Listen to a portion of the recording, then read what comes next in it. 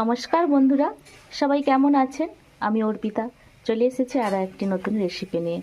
আজকে বানাবো একটু অন্যরকমভাবে বেগুনের ভর্তা। আজকে যেহেতু বৃহস্পতিবার, তাই আমি বেগুনটা পোড়াবো না।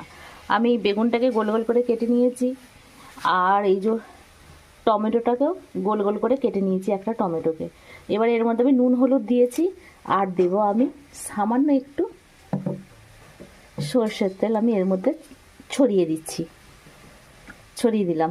দিয়ে আমি এখানে কড়াটা গরম হতে দিয়েছি। কড়াটায় খুব সামান্য আমার একটু তেল ছিল কড়াটায়। তো এই দেখুন, আমি এইভাবে সব নুন হলুদ আর কাঁচা সর্ষের তেল আমি মাখিয়ে নিয়েছি সবগুলোতে। এবার আমি কড়াটার মধ্যে এইভাবে গোল গোল করে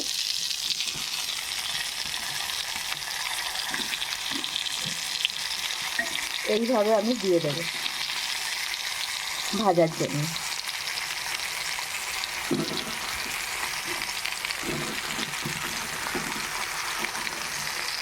টমেটোটাকেও দিয়ে দিচ্ছি, এর সাথে ভাজা হয়ে যাবে। গ্যাসটাকে লো ফ্লেমে দিয়ে আমি এবারে এটাকে একটা ঢাকা দিয়ে দেবো। লো ফ্লেম, একদম লোয়ে না, তার মধ্যে একটু মিডিয়াম আর লোয়ে ঠিক মাঝে আমি গ্যাসটাকে দেবো, গ্যাসের ফ্লেমটাকে রাখবো। ঠিক আছে, দেখতে থাকুন। এটা হোক, ততক্ষণে আমি এতে আমি একটু পেঁয়াজ দেবো, একটু রসুন দেবো, একটু ধনে পাতা দেবো, কাঁচা লঙ্কা দেবো। সেইগুলোকে আমি যে মশলাগুলো দেবো, আমি সেইগুলোকে একটু কুচি করে নিয়ে আসছি। এই দেখুন, ওই বেগুন ভর্তাটার জন্য আমি একটু সর্ষে নিয়েছি, কালো সর্ষে, একটু পাঁচফোড়ন নিয়েছি, একটা তেজপাতা নিয়েছি, একটা শুকনো লঙ্কা নিয়েছি, আর নিয়েছি খানিকটা গোটা জিরে। আমি এগুলোকে এই যে কড়াটা এখানে গরম করতে দিয়েছি, এই কড়াটার মধ্যে আমি একটু দিয়ে দিচ্ছি। দিয়ে আমি হালকা করে নেড়ে নেবো। নিয়ে আমি মশলাটা গুঁড়িয়ে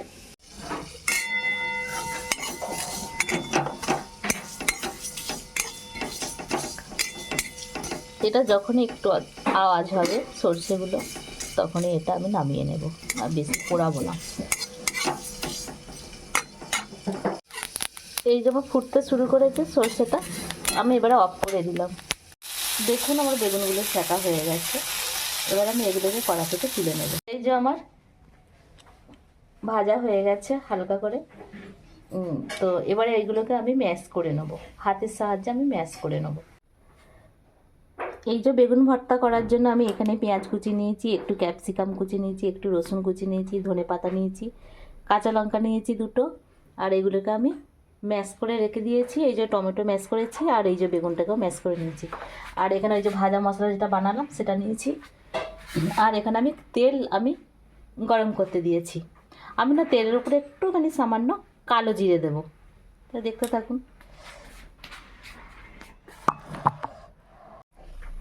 এই যে তেলটা হয়ে গেছে, ধোঁয়া উঠছে, আমি এর মধ্যে কালো জিরেটা দিয়ে দিলাম।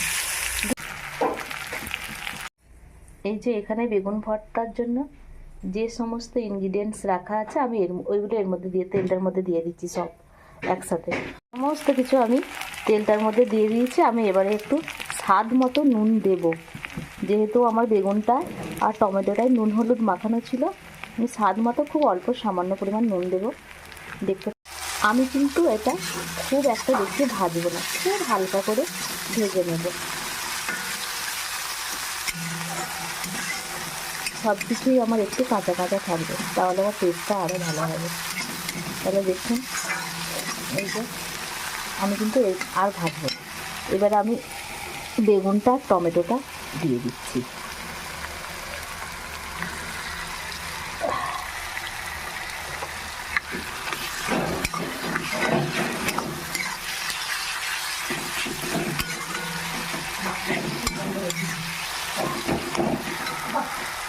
আর দেবো সামান্য পরিমাণে হলুদ। এই দেখুন, আমি 1 চিমটে হলুদ দিয়েছি। এবার আমি এটা নাড়াচাড়া করব।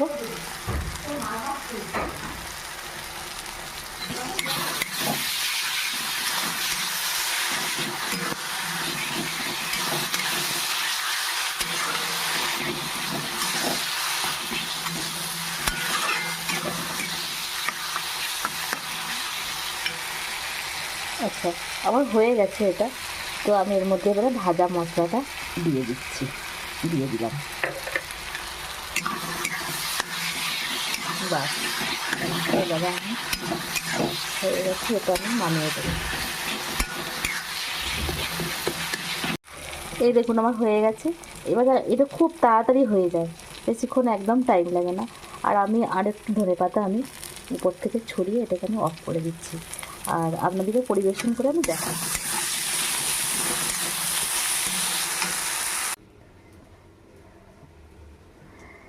দেখুন কতটা সুন্দর দেখতে হয়েছে। এমন আমাদের অনেক দিন থাকে যেদিন আমাদের পোড়া খেতে নেই, কিন্তু শীতকালে মনে হয় প্রতিদিন বেগুন খাই। তাই এই রেসিপিটা আপনাদের জন্য শেয়ার করলাম।